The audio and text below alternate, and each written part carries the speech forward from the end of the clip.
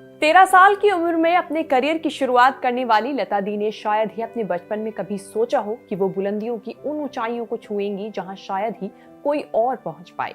महज 25 रुपए की पहली कमाई करने वाली लता दी करीब 368 करोड़ की मालकिन थी। स्वर कोकिला के निधन से भारतीय संगीत जगत में एक ऐसा खालीपन पैदा हो गया है जिसे कभी भरा नहीं जा सकता। पिछले कई सालों से सिंगिंग की दुनिया से लता दी दूर थी, लेकिन उन्होंने लगभग 8 दशकों तक अपनी सुरीली आवाज से लोगों के दिलों को जीता। लता दी तो इस वक्त हमारे बीच मौजूद नहीं है, लेकिन वो अपनी यादें, अपने एवरग्रीन गाने और अपनी विरासत छोड़ गई हैं।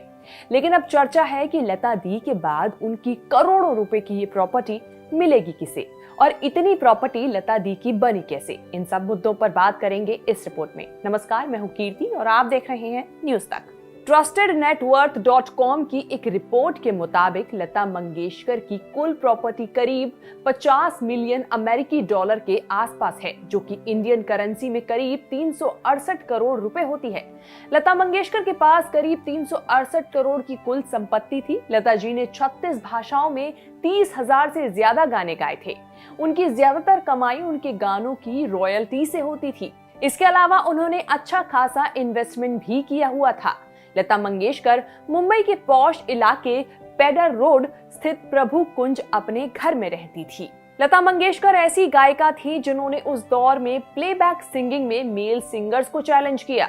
अपने दौर में उन्होंने मोहम्मद रफी जैसे बड़े गायक से रॉयल्टी और मेहनताना मांगा, जो उन्हें मिला भी। एक रिपोर्ट के मुताबिक उनकी मंथली इनकम 40 लाख रुपए और सालाना इनकम करीब 6 करोड़ रुपए थी।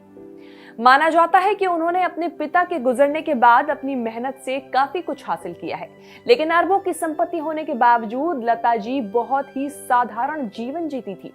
लता जी को कारों का काफी शौक था और उनके पास कई लग्जरी कारों का बेहतरीन कलेक्शन था।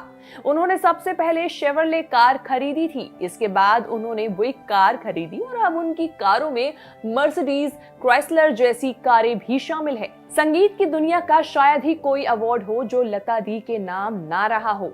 आपको बता दें कि लता दी को यश चोपड़ा ने मर्सिडीज कार गिफ्ट की थी।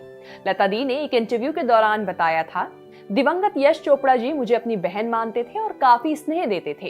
फिल्म वीर ज़ारा के म्यूजिक की रिलीज के समय उन्होंने एक मर्सिडीज की चाबी मेरे हाथ में रख दी थी और बताया कि वो मुझे कार गिफ्ट कर रहे हैं। मेरे पास अभी भी वो कार है। ये बात सभी जानते हैं कि लता दी ने शादी नहीं की, ऐसे में उनके पीछे उनकी बहनें और भाई रह गए। उनको मुखाग्नि भी उनके छोटे भाई हृदयनाथ मंगेशकर ने दी और हो सकता है कि लता दी की इस संपत्ति के मालिक उनके भाई हृदयनाथ मंगेशकर ही बने। हालांकि इसके बारे में अभी तक कोई जानकारी सामने नहीं आई है। अगर लता दीदी के अवार्ड की गिनती करने बैठ जाएं तो गिनती भी कम पड़ जाए, लेकिन अवार्ड नहीं। उन्हें 1969 में पद्म भूषण से सम्मानित किया गया। 1989 में मिला दादा साहेब फाल्के अवार्ड। 1993 में film fair life time achievement award से उन्हें नवाजा गया। 1996 में screen life time achievement award दिया गया।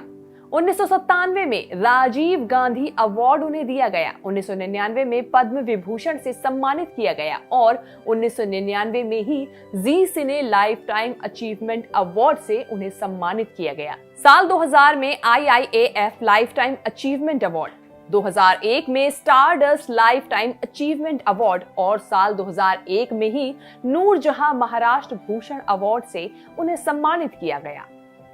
वैसे ये कहना गलत नहीं होगा कि लता दीदी का सबसे बड़ा अवार्ड खुद उनकी आवाज है, जो उन्होंने अपने चाहने वालों को दी है। यूं तो स्वर कोकिला लता मंगेशकर हमें अलविदा कहकर चली गई हैं, लेकिन हमारी यादों में वो हमेशा संगीत के जरिए, अपने म्यूजिक के जरिए जिंदा रहेंगी।